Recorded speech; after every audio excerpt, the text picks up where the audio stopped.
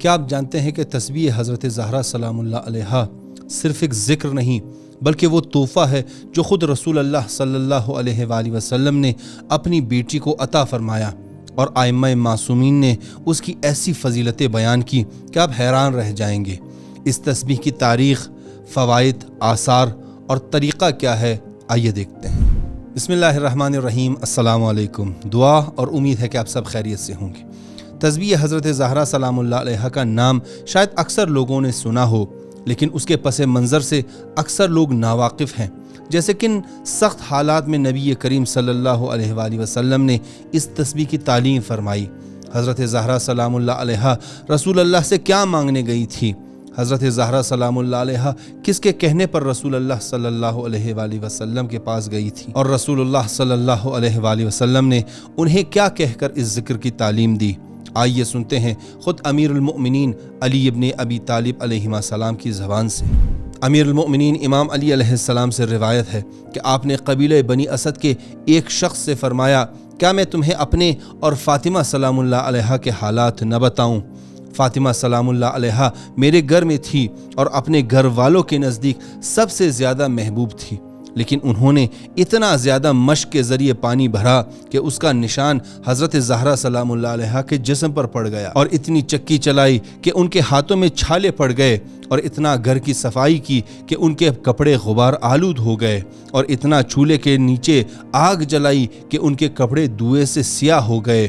ان تمام کاموں کی وجہ سے اس مخدرہ کو شدید اور نمایاں تکلیفیں پہنچی۔ میں نے ان سے کہا کہ اپنے والد کے پاس جاؤ اور ان سے ایک خادمہ طلب کرو جو تمہارے کاموں میں مدد کرے اور تم ان مشقتوں سے بچ جاؤ۔ حضرت زہرا سلام اللہ علیہا نبی کریم صلی اللہ علیہ وآلہ وسلم کے پاس گئیں تاکہ اپنی حاجت بیان کریں، مگر جب آپ وہاں پہنچی تو دیکھا رسول اللہ صلی اللہ علیہ وآلہ وسلم کے پاس کچھ لوگ موجود ہیں، لہٰذا حیا کی وجہ سے اپنی بات نہ کہہ سکیں اور واپس لوٹ گئیں۔ رسول اللہ صلی اللہ علیہ وآلہ وسلم نے محسوس کر لیا کہ فاطمہ سلام اللہ علیہا کسی حاجت کی وجہ سے آئی تھیں۔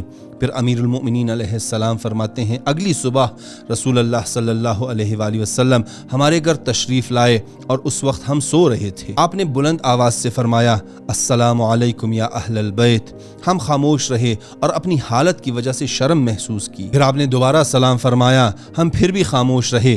تیسری مرتبہ بھی سلام فرمایا۔ ہمیں خوف ہوا کہ اگر ہم اب بھی جواب نہ دیں تو رسول اللہ صلی اللہ علیہ وآلہ وسلم واپس چلے جائیں گے، کیونکہ آپ 3 مرتبہ سلام فرما چکے تھے، اور اگر اجازت نہ ملتی تو آپ واپس لوٹ جاتے۔ چنانچہ میں نے عرض کیا، وعلیک السلام یا رسول اللہ، اندر تشریف لے آئیں۔ بس رسول اللہ صلی اللہ علیہ وآلہ وسلم ہمارے سرہانے آ کر بیٹھ گئے۔ پھر فرمایا، اے فاطمہ، کل تمہیں کیا حاجت تھی؟ امام علی علیہ السلام نے فرمایا، یا رسول اللہ، میں عرض کرتا ہوں، فاطمہ نے اتنا پانی مشق کے ذریعے کھینچا ہے کہ اس کا نشان ان کے جسم پر پڑ گیا، اتنی چکی چلائی کہ ان کے ہاتھوں میں چالے پڑ گئے، اتنا گھر کی صفائی کی کہ کپڑے گردآلود ہو گئے، اور اتنی بار آگ جلائی کہ ان کے کپڑے دھوئیں سے سیاہ ہو گئے۔ اس لیے میں نے ان سے کہا کہ اپنے والد کے پاس جائیں اور ایک خادمہ طلب کریں جو ان کے کاموں میں ان کی مدد کریں۔ یہ سن کر رسول اللہ صلی اللہ علیہ وآلہ وسلم نے فرمایا، کیا میں تمہیں ایسی چیز نہ سکھاؤں جو تمہارے لیے خادمہ سے بہتر ہو؟ جب تم سونے لگو تو 33 مرتبہ تسبیح کہو، 33 مرتبہ تحمید کہو، اور 34 مرتبہ تکبیر کہو، یعنی 33 بار سبحان اللہ، 33 بار الحمدللہ، اور 34 بار اللہ اکبر۔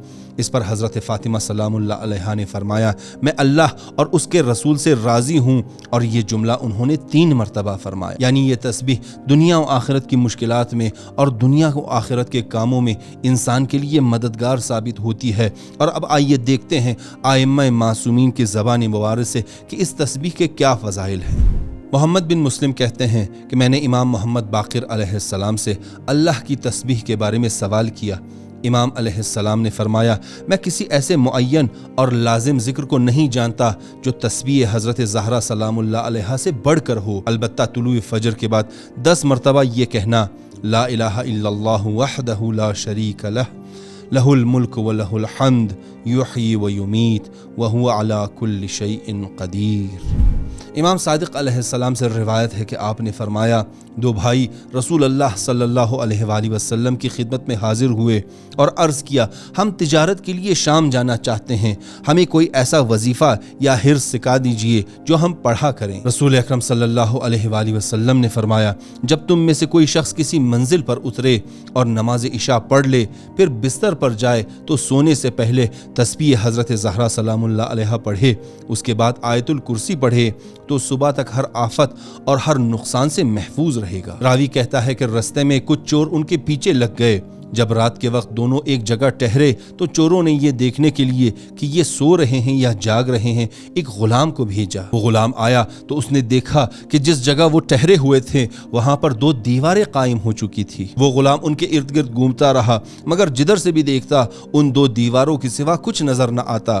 وہ واپس جا کر چوروں سے کہنے لگا، خدا کی قسم مجھے وہاں دو دیواروں کے سوا کچھ نظر نہیں آیا۔ چوروں نے اس غلام سے کہا، خدا تمہیں رسوا کرے، تم جھوٹ بولتے ہو بلکہ تم بزدل ہو گئے ہو۔ پھر وہ خود اٹھ کر گئے اور دیکھا تو واقعی ان کو بھی دو دیواروں کے سوا کچھ نظر نہ آیا۔ وہ دو دیواروں کے گرد گھومتے رہے مگر کوئی انسان دکھائی نہ دیا، چنانچہ وہ واپس چلے گئے۔ صبح ہوئی تو وہ ان دونوں کے پاس آئے اور پوچھا، تم لوگ کل رات کہاں تھے؟ تو انہوں نے کہا، ہم یہیں تھے۔ چوروں نے کہا، خدا کی قسم ہم آئے تھے مگر یہاں دو دیواروں کے علاوہ کچھ نظر نہیں آیا، ہمیں بتاؤ ماجرا کیا تھا؟ انہوں نے جواب دیا، ہم رسول اللہ صلی اللہ علیہ وآلہ وسلم کی خدمت میں حاضر ہوئے تھے اور آپ سے ایک عمل سیکھنے کی درخواست کی تھی۔ آپ نے ہمیں آیت الکرسی اور تسبیح حضرت زہرا سلام اللہ علیہا سکھائی تھی اور ہم نے رات کو وہی پڑھا تھا۔ یہ سن کر چوروں نے کہا، جاؤ، خدا کی قسم اب ہم کبھی تمہارا پیچھا نہیں کریں گے اور اس کے بعد کوئی چور تم تک نہیں پہنچ سکے گا۔ امام صادق علیہ السلام فرماتے ہیں، جو شخص ہر واجب نماز کے بعد تسبیح حضرت زہرا سلام اللہ علیہا پڑھے، پھر اس کے بعد لا الہ الا اللہ کہے اور اس ذکر کو پڑھے جسے ہم نے ڈسکرپشن میں بیان کیا ہے، تو اللہ تعالیٰ اس کے تمام گناہ بخش دیتا ہے اور اسے اسی دن، اسی گھڑی، اسی مہینے اور پورے ایک سال تک فقر، تنگ دستی، دیوانگی، جزام، بری موت اور ہر اس آفت سے محفوظ رکھتا ہے جو آسمان سے زمین پر نازل ہوتی ہے، اور اس عمل کی وجہ سے اس کے لیے اس کے اخلاص کی گواہی اور اس ذکر کے ثواب کو روز قیامت تک لکھ دیا جاتا ہے اور اس کا ثواب یقیناً جنت ہے۔ میں نے عرض کیا، یا ابن رسول اللہ، کیا سال کے ہر دن یہ ذکر کہنے پر اتنا بڑا ثواب ملتا ہے؟ تو انہوں نے فرمایا، نہیں، بلکہ یہ ثواب سال میں ایک مرتبہ کہنے پر لکھا جاتا ہے اور یہی ایک مرتبہ پڑھنا اسے آئندہ سال اسی دن، اسی گھڑی اور اسی مہینے تک کفایت کرتا ہے۔ ابو ہارون کہتے ہیں کہ امام صادق علیہ السلام نے فرمایا، اے ابو ہارون، ہم اپنے بچوں کو تسبیح حضرت زہرا سلام اللہ علیہا کا اسی طرح حکم دیتے ہیں جیسے انہیں نماز کا حکم دیتے ہیں، پس تم بھی اس پر مداومت کرو، کیونکہ جو بندہ اس پر پابندی کرتا ہے وہ کبھی بدبخت اور شقی نہیں ہوتا۔ امام محمد باقر علیہ السلام سے روایت ہے کہ آپ نے فرمایا، اللہ تعالیٰ کی حمد و تسبیح کے لیے تسبیح حضرت زہرا سلام اللہ علیہا سے بہتر کوئی چیز نہیں، کیونکہ اگر اس سے بہتر کوئی چیز ہوتی تو رسول اللہ صلی اللہ علیہ وآلہ وسلم ضرور وہی حضرت زہرا سلام اللہ علیہا کو عطا فرماتے۔ ابو خالد کہتے ہیں کہ میں نے امام جعفر صادق علیہ السلام کو فرماتے ہوئے سنا کہ ہر روز ہر نماز کے بعد تسبیح حضرت زہرا سلام اللہ علیہا پڑھنا میرے نزدیک ایک دن میں 1000 رکعت نماز پڑھنے سے بہتر ہے۔ محمد بن مسلم کہتے ہیں کہ میں نے امام باقر علیہ السلام کو یہ فرماتے ہوئے سنا کہ جو شخص تسبیح حضرت زہرا سلام اللہ علیہا کے ذریعے اللہ کی تسبیح کرے پھر استغفار کرے وہ بخش دیا جاتا ہے۔ اگرچہ یہ تسبیح زبان پر 100 مرتبہ ہوتا ہے لیکن میزان عمل میں 1000 کے برابر ہوتا ہے، شیطان کو دور کرتا ہے اور خدائے رحمان کو راضی کر دیتا ہے۔ امام جعفر صادق علیہ السلام سے روایت نقل ہوئی ہے کہ آپ نے فرمایا، جو شخص واجب نماز کے بعد اپنی جگہ سے ہلے بغیر تعقیبات نماز میں تسبیح حضرت زہرا سلام اللہ علیہا پڑھے، اللہ تعالیٰ اس کے لیے جنت کو واجب کر دیتا ہے۔